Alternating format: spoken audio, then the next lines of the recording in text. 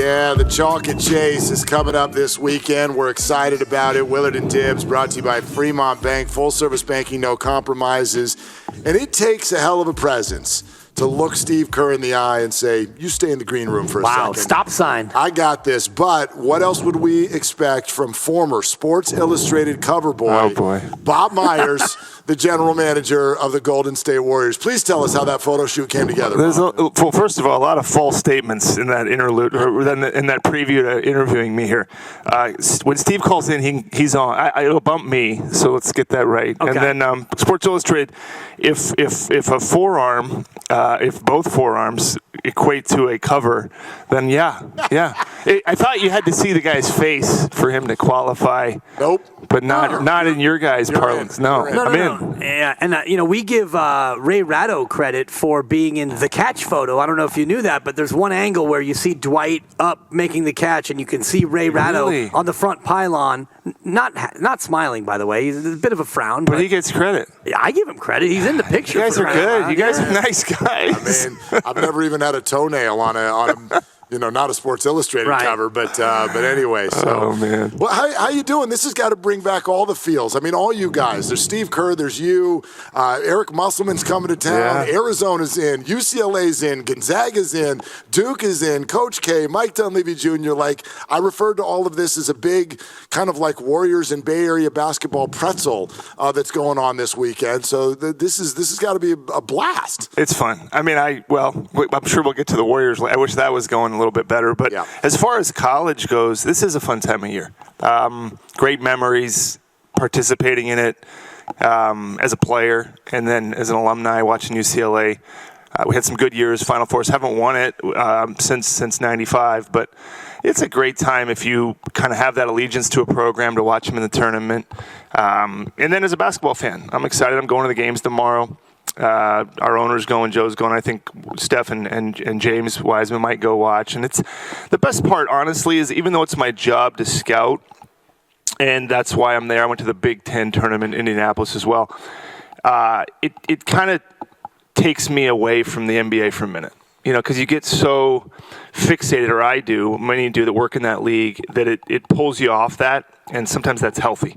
And I like basketball. I would go to this if I wasn't working for the Warriors. I love watching the tournament, and having played in it, it's great memories. So it's a fun time of year for basketball fans. Is it a little bit, like being in the Sweet 16, it's got to feel a little bit more of a relief than the first couple of games, because you don't want to get upset. You don't want to be one of those teams that gets shocked. Is there a sense of now in the 16, it's a little bit more of like a regular basketball game because you've made it through the mud, and now, you're 2 games away from the Final Four, but this feels a little bit more like a regular game. Yeah.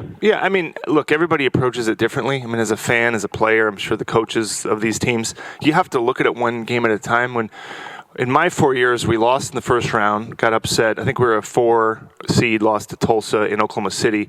So we were out after game 1, which is awful because you don't even want to watch the thing anymore. You're just done with it fast. And then the next year we won it, which was as good as you can imagine. Harder than people think. Winning 6 games seems kind of not that difficult, especially compared to the NBA where you got to win 16. But that's what everybody wants, and we can talk about that. But then the next year we lost to Princeton, which everybody seems to remember, and we were out in the first round again. And then the Elite 8 year, which was probably all the above. But I think we looked at it when I was at UCLA as this is a 2-game road trip each series. So you got to win 2, and then you try to win 2, and you try to win 2. When you get to the Final Four, the magnitude of it kind of takes over.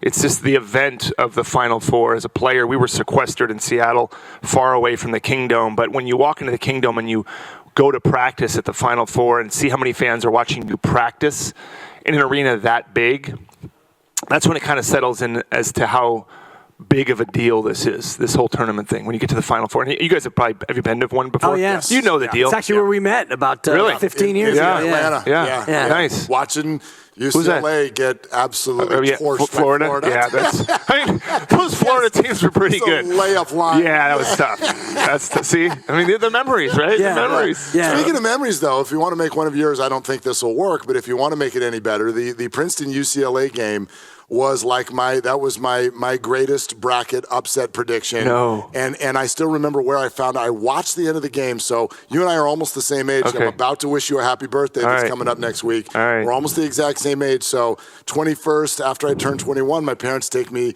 to Vegas a couple months later for March Madness, and we were at the rental car counter watching on a TV and 43-41, that layup right down there on the baseline. Yes. Can we get a bucket? I think the shot clock was 45 seconds still. Just an awful, not entertaining game. By the way, great parents taking you to Vegas for the 20. Are you kidding me? Is it I want to meet your parents. Or is it bad parenting? I mean, I'd love that. How much of a nerd am I where I'm like, for 21, going out with my parents? Well, yeah, maybe you don't need the parents, but yeah, going to Vegas for the tournament, yes, the parents. I mean, they could have dropped you at the rental car. Yeah, but no, that was a tough one. I mean, I remember playing in that game. It was the one game where I felt like I had the athletic advantage, which I never did otherwise. I was like, I'm faster than this guy. I can go by this guy. Never really did much, but that one was.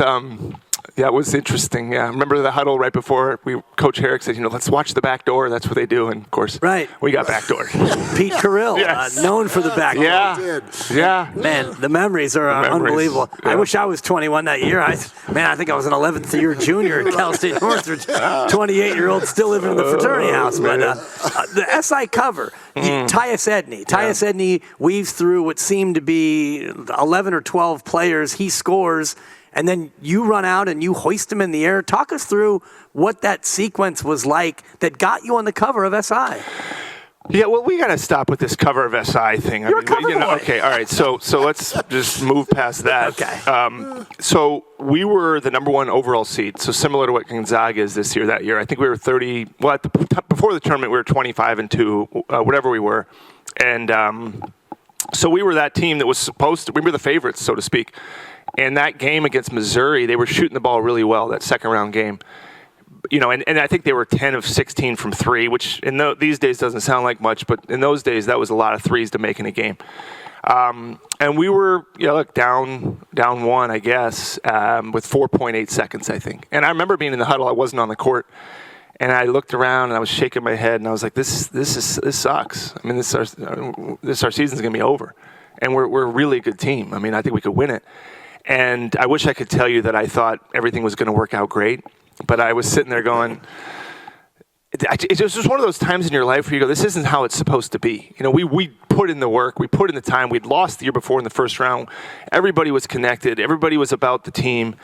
And after he made that shot, we all kind of had this belief, like something. This was the break we needed, because I think teams that win it, there's always one game. Yeah.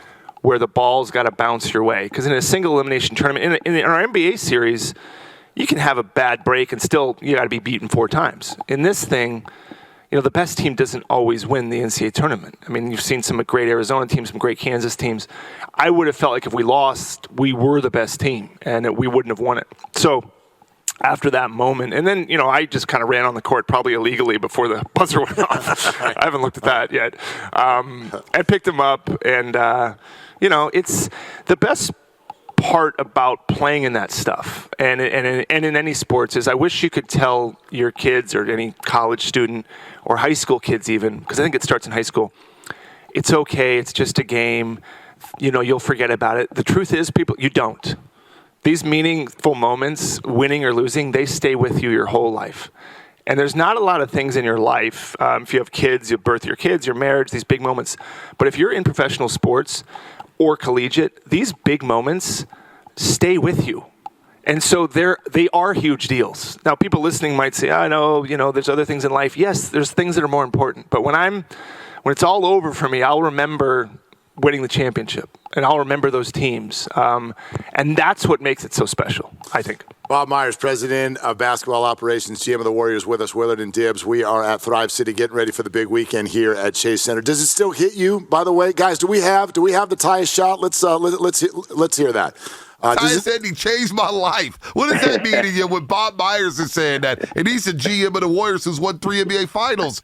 Bob's my guy. Bob's the one that picked me up after I made the shot. So it's funny. Like, there's a lot of pictures. You can't see Bob because you can't see his face. But, Bob is funny because it's something how every person on your team is important. Right. You know, and even like Bob, it wasn't like about minutes. It was like what he brought to the team and just like his spirit, his being a great teammate. Like all those things they're huge when you think back. I remember Bob, he had a crew called Weight Room because that's back when he was in the weight room all the time. I don't know if you ever saw pictures. You should message about it. He fits those suits really well, man. He makes me jealous the way he can rock those suits. Oh, yeah. Well, he would have been in, like, muscle suits back there. He was like a football player. So him picking me up is funny just because he was, like, in the strong, the weight room crew. So. Right. But, no, it was a lot of fun. How does that grab you? That's pretty good. Yeah. I mean, these connections, it's about people to me. When I look back on the Warriors stuff for college, it's not the ring that's put in the safe that I don't wear. It's not, I don't have a lot of stuff on my wall. It's not my office. It's getting with Steve or Draymond or Iguodala, these guys that have won championships with, and getting something to eat with them or having a beer and talking about that moment that you shared together. And so hearing Tyus, I mean, those are emotional. For me to hear him say any of that is pretty cool because he did change my life. He's a humble guy. He probably doesn't think on it like that. But, yeah, I mean, he changed a lot of our lives. He did that. I mean, that's what makes sports so great. On Father's Day in 2016 when we lost Game 7 of the NBA championship, I remember driving to the game over the bridge because I lived in the city and I was going to Oakland and going, this is a Game 7. The spectrum between winning and losing is so big, and it's all going to be done in 4 hours or 5 hours. And what's that going to feel like? That's what's great about sports. I don't know, that the unknown. It's not scripted, and it's the people you do it with. It's the connection to the fans. That UCLA team, we had a ticker tape parade at Disneyland. So now when I take my little daughters to Disneyland and I go, Dad was in one of those floats. No, he wasn't. Why would you be in a float? I said, well, we won a championship. But it's the people. I'm a big people person. I really value the relationships. Seeing Tyus, we had a 25-year or something reunion in 2020 during the pandemic. We got on the phone with all our coaches and players on that team, which was really fun on Zoom. So you saw the. Yeah.